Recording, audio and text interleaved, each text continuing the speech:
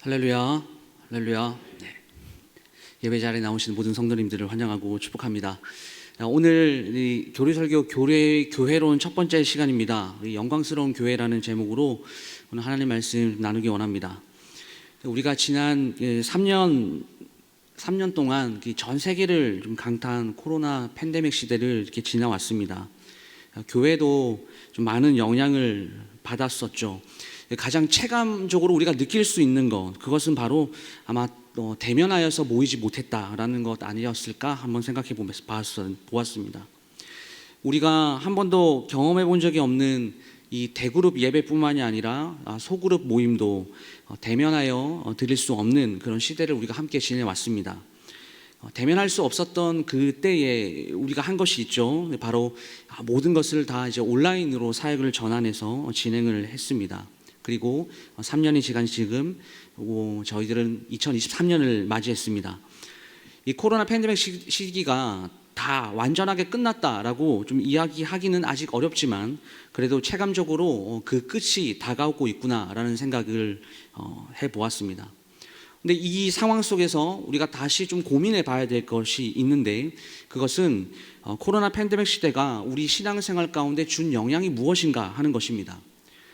교회를 연구하시는 많은 분들의 일반적인 어떤 평가들, 그리고 목사님들의 설교들, 그리고 각종 저널, 논문 같은 것들을 살펴보게 되면 이 예배와 그리고 교회론이 많이 약해졌다라고 이렇게 이야기를 합니다.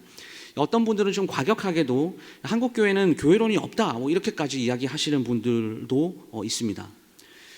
아마 여기 계신 저를 포함한 우리 모두는 이 교회에 대한 좀 아름다운 추억이 많으실 것입니다. 저도 그렇습니다. 제가 청년들과도 이런 부분들에 대해서 좀 나눈 적이 있는데, 저는 모태신앙입니다. 본격적으로 하나님을 알고 신앙생활을 한 것이 이 90년대부터예요. 우리나라의 90년대 그리고 2000년대 중반 때까지를 우리가 한번 생각해 보면 그래도 그때가 좋았다라고 이렇게 생각하시면서 좀 추억에 잠기시는 분들이 있을 것입니다. 저에게 교회는 좀 놀이터 같은 곳이었습니다. 그래서 모이는 것에 최선을 다해서 좀 애를 썼다라는 이런 표현이 어떤 의미인지 잘 알고 있습니다. 교회 구성원들이 매우 친밀했죠. 가정을 오픈해서 함께 식탁에 교제를 나누는 게 좀 일상적인 상황이었기 때문에 이 성도님들의 가정이 어떤 환경인지를 좀 잘 알고 있었습니다. 그렇게 교회를 돌아보다가 어떤 성도님들이 경제적으로 힘든 상황이 생겼다. 그러면 십시일반 물질을 모아서 또한 후원해 드리고 영적으로 다 힘을 드리는, 그러면 이제 권사님, 장로님들이 막 달려가서 권면하여 기도해 주면서 막 함께 울고 함께 웃었던, 이게 제가 학창 시절에 경험했던 그런 교회의 모습이었습니다.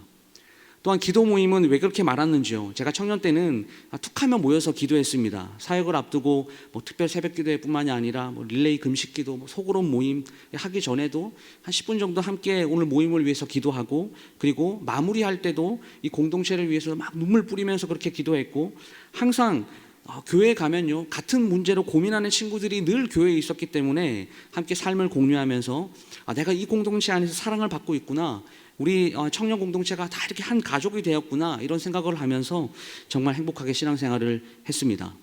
뭔가 모르는 게 있으면 목사님한테 바로 달려가서 신앙의 고민을 함께 나누고, 그리고 조언 받으면서 저는 철저하게 교회라는 울타리 안에 있으면서 교회를 통해 성장했고 성숙했고, 교회를 통해서 속속감을 느꼈고, 제가 그리스도인답게 살지 못하고 있으면 이 공동체 지체들이 이렇게 달라붙어서 위로와 격려를 해주면서 그 공동체 속에서 또 일어날 힘을 얻고, 무엇보다 교회를 통해 이 그리스도인이 되었다라는 이 사실에 자부심을 느끼며 그렇게 신앙생활을 했습니다.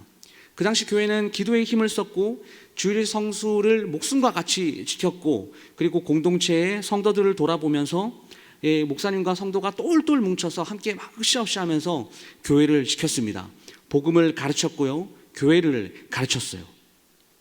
그러나 지금은 어떻습니까? 시대가 많이 달라졌습니다. 문화가 많이 달라졌고요. 요즘 청년들을 MZ세대라 이렇게 분류를 하고 있고요. 그리고 무엇보다 이 코로나 팬데믹이라는 그런 산을 넘어가고 있는 중입니다. 목회 데이터 연구소, 이 한국 개신교인의 온라인 신앙생활이라는 이 설문조사에 따르면요, 개신교인의 81%가 코로나 이후에도 온라인 예배 경험이 있다라고 이렇게 대답을 했고, 그리고 온라인 예배를 드리는 그 사람들 중에서 82% 성도가 나는 온라인으로 예배를 드려도 교회 공동체의 일원이다라는 생각이 든다, 이렇게 답을 했습니다. 또 하나 알려드릴까요? 이 기독교에 대한 궁금증을 어떻게 해결합니까? 라는 이 질문에 대해서 전 연령대에서 1위의 대답이 무엇이었냐면요, 온라인 검색을 통해서 해결한다, 이렇게 답을 했습니다. 목사님들에게 물어봅니다 라는 이런 대답은 3위 내지는 이 순위권 안에도 들어있지 않았습니다. 이것이 지금 이 시대를 살아가고 있는 어떤 그리스도인의 모습이다라고 하는 것이죠. 이제는 혼자서 예배를 드리고 목회자를 통해 신앙에 대해서 고민하고 조언받는 것보다 혼자 검색을 통하여서 문제 해결을 하려고 하는 이런 기독교의 문화 가운데 우리가 서 있습니다. 이것이 한국교회의 어떤 전체 이야기는 아니겠지만 이렇게 교회론이 약해진 그 결과의 어떤 일부라고 생각하면서 우리가 경험할 수 있는 한 예가 아닐까 생각을 합니다. 온라인 사역 그 자체가 나쁘다고 이야기하고 싶지는 않습니다. 누군가에는 이 온라인 플랫폼을 통해서 제공되는 그 여러 가지들이 절실하게 필요한 성도님들이 또 있으니까요. 그러나 우리가 이 상황 자체를 좀 무관심하게만 지켜본다면 교회는 점점 더 어려워질 것이다 라는 것은 좀 자명한 사실이 되겠습니다. 그래서요, 코로나의 완전한 종식을 앞둔 상황을 우리가 대비를 해야 된다라는 것이죠. 결국 우리는 교회를 제대로 알아야 합니다. 점점 더 모이기에 힘쓰지 않아도 신앙생활을 할 수가 있고 굳이 내가 애를 쓰지 않아도 편하게 예배를 드릴 수 있는데, 그래서 일부 교회의 무용론까지 주장되는 이런 상황 가운데서 교회가 이 시대에 여전히 필요한 이유에 대해서 확실하게 알려주고 보여줘야 한다라는 것입니다. 우리가 교회에 대해서 이 시간에 말씀을 듣는 것은 이 코로나 이후를 준비하는 거일 수도 있겠지만 우리 안에 먼저는 희미해져가는 이 교회에 대한 가치를 다시 발견하고 그렇게 뜨겁게 눈물 흘리면서 하나님 중심, 교회 중심으로 신앙생활을 했던 그 옛 모습을 다시 회복하자라는 그런 마음을 함께 가져보자라는 의지일 것입니다. 여러분, 교회는 무엇입니까? 세상이 교회를 손가락질하는 이 시기에도 교회가 희망이 없다라고 말하는 이 야박한 세상에서 여전히 우리 교회가 존재하는, 그리고 존재해야만 하는 그 이유가 무엇입니까? 교회는 모든 시대를 초월하여 예수 그리스도를 나의 구주로 고백하는 참 성도들의 공동체입니다. 여기서 전제는 예수 그리스도를 나의 구주로 믿고 고백하는 성도, 이 사람이 교회의 구성원이 될 수 있다라는 것입니다. 다시 말해서 믿는 신자가 전제가 되어야만 에베소서 5장 25절의 말씀과 같이 그리스도께서 교회를 사랑하시고 그 교회를 위하여 자신을 주심같이, 이것이 하나님의 한량없고 놀라운 은혜다 라고 신뢰하고 믿을 수 있다는 것이죠. 오늘 본문 말씀에서도 이 놀라운 은혜를 선언하고 있지 않습니까? 오늘 한번 다시 보실까요? 또 만물을 그의 발 아래 복종하게 하시고 그를 만물을 위해 교회의 머리로 삼으셨느니라. 교회는 그의 몸이니 만물 안에서 만물을 충만하게 하시는 이의 충만함이니라.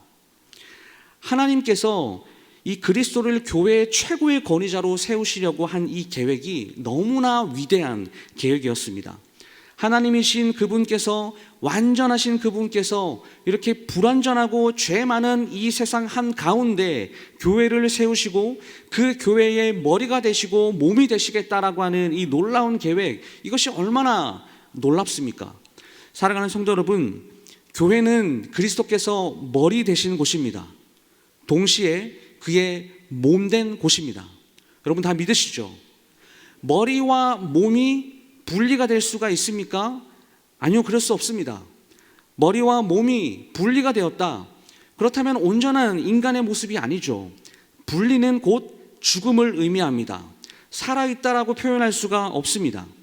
그렇다면 그와 똑같이 교회와 그리스도를 분리해서 설명할 수가 있습니까? 아니요, 없습니다.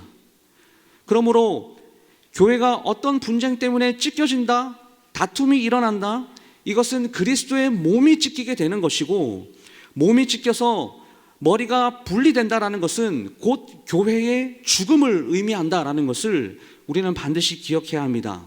그러므로 사랑하는 성도 여러분, 우리는 이렇게 이해할 수 없고 측량할 수 없는 이 하나님의 원대한 계획에 의해서 은혜로 이 지상에 세워진 주님의 교회를 사랑해야 합니다.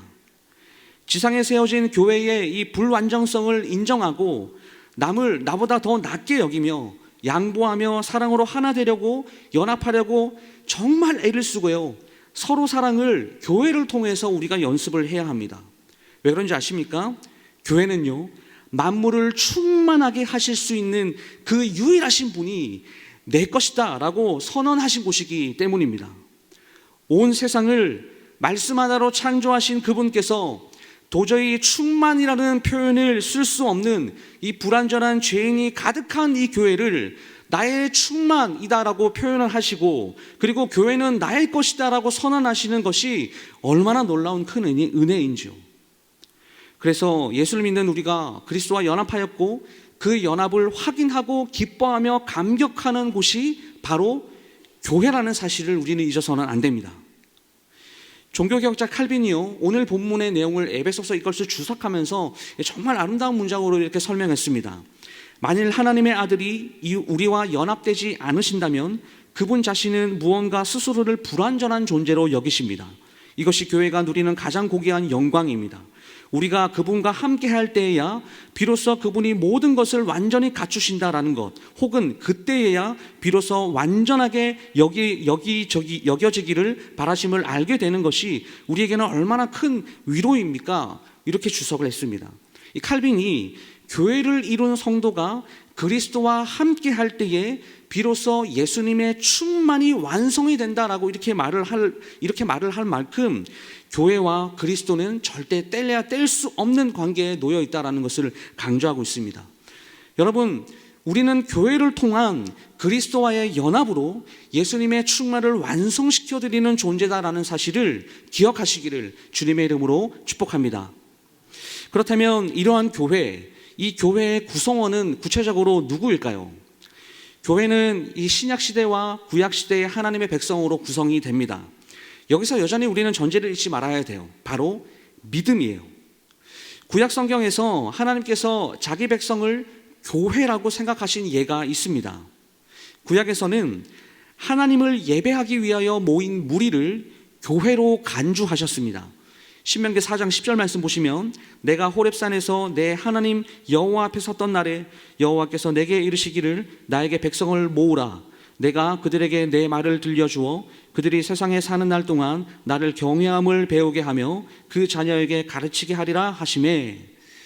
구약에서 이 교회의 명칭이 두 가지로 나타나는데요, 하나는 방금 읽은 본문에서 부르다, 모으다, 즉 불려져 모인 사람들인데, 이 70인역에서는 모으다, 부르다, 우리가 이렇게 흔히 교회라고 이야기하는 이 에클레시아라고 하는 단어에서 파생된 에클레시아조라는 단어로 번역을 했습니다. 이 말은 무슨 말이냐면, 하나님께서 이스라엘 백성 그 자체를 교회로 부르셨다라는 것을 발견할 수 있는 너무나 중요한 구절입니다. 그리고 또 다른 교회의 명칭은 지정된 장소에 모이다입니다. 역대기서와 에스라, 느헤미야서에서 주로 나옵니다. 그러니까 바벨론 포로 이후에 성전을 대신할 모임들이 막 생기게 되는데, 이때 유다 백성들이 정기적인 모임을 가지게 됩니다. 이때 주로 어떤 지정된 장소에 모여서 모임을 했기 때문에 그것을 회중의 모임이라고 표현을 했습니다. 그래서 정리하면 구약의 교회는 부르심을 받은 회중의 모임이다라고 이렇게 이야기할 수가 있습니다. 신약에서도 이 교회의 명칭이 두 가지가 나오는데요, 먼저 우리가 너무나 잘 알고 있는 에클레시아라고 하는 단어입니다. 이것은 불러냄을 받은 사람들이라는 의미인데, 중요한 것은 혼자 불려짐을 당한 것이 아니라 함께 부르심을 받았다라는 것이에요. 우리가 지금 이 교회를 영어로 church라고 이렇게 부르지 않습니까? 이것은 에클레시아라는 단어에서 나온 것이 아니라 퀴리아케, 주께 속했다라는 의미에서 나온 단어입니다. 그래서 여러분, 신약의 교회는 이렇게 함께 부르심을 받았다, 주께 속했다, 이 두 가지의 뜻이 있습니다. 우리는 이 두 가지의 의미를 결합시켜야 합니다. 즉, 교회는 주님께 속했으며 함께 모인 사람들로 구성이 되어 있다라는 것이죠. 여러분, 그렇다면 우리가 왜 혼자서 신앙생활을 할 수 없는지 아시겠죠? 교회는 믿는 자들이 함께 부르심을 받았기 때문입니다. 이게 바로 공동체예요. 또 다른 명칭은 성경에는 이 교회에 대한 다양한 의미의 어떤 비유들이 나타나는데 모두 나름대로의 교회가 지닌 특수한 면을 강조합니다. 그 중에서도 오늘 함께 읽은 본문에 나타나는 그리스도의 몸이라는 명칭이에요. 이것은 교회가 따로따로 분리가 되어 있는 것이 아니라 유기적으로 통일되어 있다는 사실, 그리고 예수 그리스도와의 연합과 생명의 관계를 강조합니다. 그래서 신약에서 예수 그리스도의 몸은 성령의 전 또는 하나님의 전, 새 예루살렘, 진리의 기둥과 터라는 이런 의미를 가지고 있어요. 성령뿐만이 아니라 역사적으로 또 교회에 대해서 우리가 살펴보게 되면 이 초대교회 시절에서는 교회를 하나님의 백성 또는 성도의 무리로 생각을 했습니다. 그 당시에는 교회를 이렇게 구별할 만한 특별한 이유가 없었습니다. 그런데 이제 1세기가 지나고 2세기가 지나가면서 이단들이 나타나기 시작한 거예요. 따라서 참된 교회에 대한 어떤 특징들, 교회만이 가지고 있었던 특징과 진리를 정리할 필요가 생겼습니다. 그래서 교회가 국가정교로 인정을 받게 되는 313년 이때부터 교회는 너무나 빠르게 세속화되고 타락화되기 시작을 하였습니다. 이방 종교가 누렸던 혜택들을 교회가 누리게 되면서 수많은 사람들이 교회로 몰려오게 됐어요. 그때부터 교회는 말씀을 온전하게 가르치는 것보다 건물을 크게 짓는 그것이 영광이다라고 생각을 했습니다. 그래서 건물이 커지고 사람들이 모이게 되니까요, 중세 카톨릭 교회는 교회가 지상에서 이루어진 완전한 하나님의 나라로 보았고 교회 밖에는 구원이 없다라고 이야기했어요. 근데 여기서 문제가 발생합니다. 이미 교회 안에서 사람들이 넘칠 대로 넘쳐버리는 상황이 되다 보니까 이제 교회가 어떤 죄인들의 구원, 이 복음을 전달하는 어떤 구원에 관심을 가지는 것이 아니라 정치에 더 관심을 쏟게 시작하게 된 것이죠. 그래서 교회가 변질하게 돼요. 마침내 교황이 이 세속 통치자들에 대한 지배권에만 관심을 가지기 시작되면서 교회는 돈이 필요하게 되었습니다. 그래서 교회는 이렇게 정치에 참여하면서부터 부패와 타락의 길로 걷게 되었습니다. 이때 우리가 잘 아는 종교개혁이 일어납니다. 카톨릭의 교회 강가는 결배를 선언하고 교회의 회복을 추구했습니다. 그러면서 교회가 어떻게 시작이 되었는지 다시 성경으로 돌아오게 된 것이죠. 그렇다면 우리 예수님께서는 어떻게 교회를 시작하셨을까요?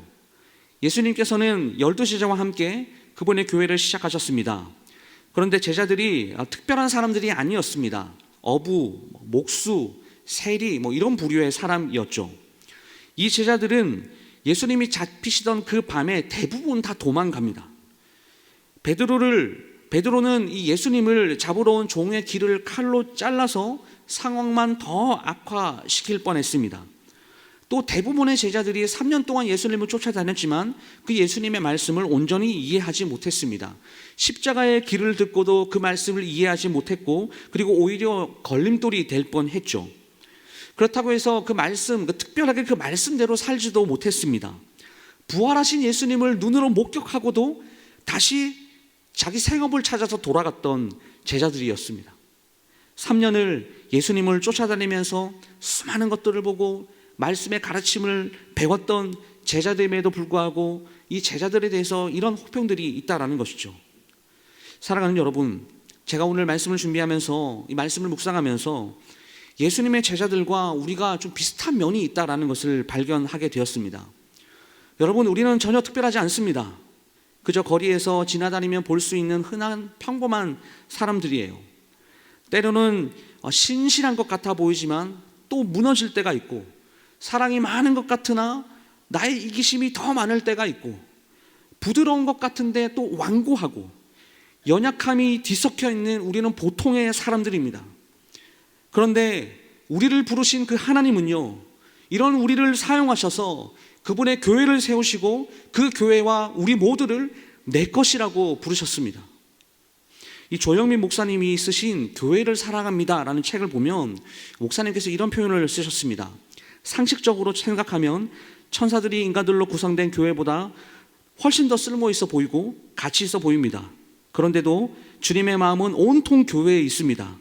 그래서 주님의 이 땅의 교회가 승리하면 웃으시고 무너지면 서럽게 우십니다. 사랑하는 성도 여러분, 하나님은 교회를 자기의 심장과 같이 여기십니다. 믿으십니까? 하나님은 교회를 너무 사랑하셔요. 한순간도 그냥 두지 않으십니다. 창세기의 교회는요, 이 족장들 아브라함과 이삭과 야곱과 같이 믿는 자들의 어떤 가족이 교회였습니다.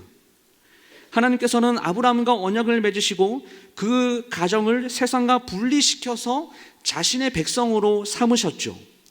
모세 시대에는 이스라엘 백성들이 하나님의 교회를 구성했습니다. 이들을 우리를 광야교회라고 이렇게 부릅니다. 출애굽한 그 이후에 성막을 만들고 했지만 시작은 이스라엘 백성들 뿐이었습니다. 지금의 교회의 재료도 여전히 사람들입니다.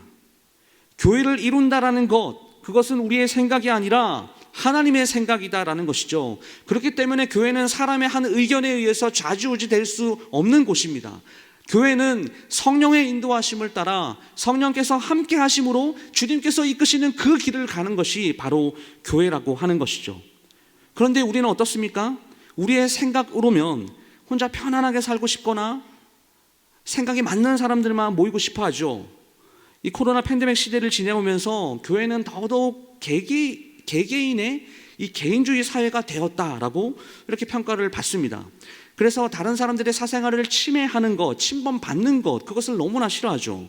그래서 요즘 사람들은 좀 느슨한 유대 관계를 좋아합니다. 침해받는 것, 이것을 싫어하고, 그리고 혼자 있는 것을 너무나 좋아하죠. 가끔 마음에 맞는 사람들끼리 모여서 등산도 가고 탁구도 치고 식사를 하면요, 너무나 편안하고 좋습니다. 그러나 사랑하는 성도 여러분, 진정한 교회는 이것과는 달라요. 예수님께서 다양한 사람들을 오늘 이 교회를 구성하기 위해서 불러주셨기 때문입니다. 교회는 에클레시아, 불러냄을 받은 자들이라는 그런 뜻입니다. 교회는 평범한 사람들이 모여서 한 가족이 됩니다. 교회에서 그런 관계를 이루라고 우리는 모두가 다 부르심을 받았습니다. 함께 있지 않은 사람들과 함께하고 그런 가족 같은 사랑의 관계를 이루라라고 오늘 저와 여러분들이 이 교회로 부르심을 받았다라는 것이죠. 여러분, 우리가 이 의미를 잘 기억해야 합니다. 말씀을 마무리하겠습니다. 사랑하는 성도 여러분, 우리에게 과연 교회는 어떤 곳입니까? 왜 여전히 이 시대에도 교회가 존재해야 하는가? 우리는 무엇이라고 대답하시겠습니까? 세상이 야, 교회 너네 필요 없어 라고 이야기하는 그런 시대입니다. 세상이 예수님은 좋아하는데 예수님 믿는 사람들은 싫어한다 라고 이야기하는 그런 시대입니다. 제가 청년부 사역을 하다 보니까요, 청년부 사역자들 커뮤니티가 있는데 거기를 통해서 듣는 교회 소식을 듣게 되면 뭔가 좋은 소식보다는 좀 힘든 소식들이 더 많습니다. 그러나 사랑하는 성도 여러분, 만약 세상의 모든 사람들이 교회를 비판한다라고 해도, 성도조차 교회를 비판하고 교회를 부끄러워한다라고 해도 그것을 나와 전혀 무관한 것으로 생각해서는 안 됩니다. 왜 그런지 아십니까? 교회는 그리스도께서 머리 되시고 그의 몸이시고 자신의 몸을 찢어 희생으로 이 땅에 세우신 하나님이 너무너무나 사랑하는 곳이기 때문입니다. 불완전한 우리를 당신의 자녀로 세상으로부터 구별하여 불러내시고 함께 공동체를 이루며 살아가도록 사명을 허락하신 곳이 교회이기 때문입니다. 그러므로 누군가가 교회를 무시하는 것은 예수님을 무시하는 것과 똑같습니다. 교회를 비판하십니까? 하나님을 비판하는 것과 같습니다. 다시 한번 말씀드릴게요. 왜 하나님이 못난 교회를 이처럼 사랑으로 대하시는 것일까요? 그건 너무나 단순합니다. 너무 사랑하시기 때문입니다. 주님의 마음을 사로잡고 있는 것이 바로 교회이기 때문입니다. 교회가 위대하고 영광스러운 유일한 기관인 그 이유는 이곳의 주인이 바로 우리 주 예수 그리스도시기 때문임을 믿으시기를 주님의 이름으로 축복합니다. 이제 우리가 주님의 몸된 교회를 바로 세우고 이 교회를 지켜나갈 수 있기를 간절히 소망합니다. 교회를 자랑하고 교회를 소중히 여기는 사랑하는 모든 성도님들 다 될 수 있기를 주님의 이름으로 축복합니다.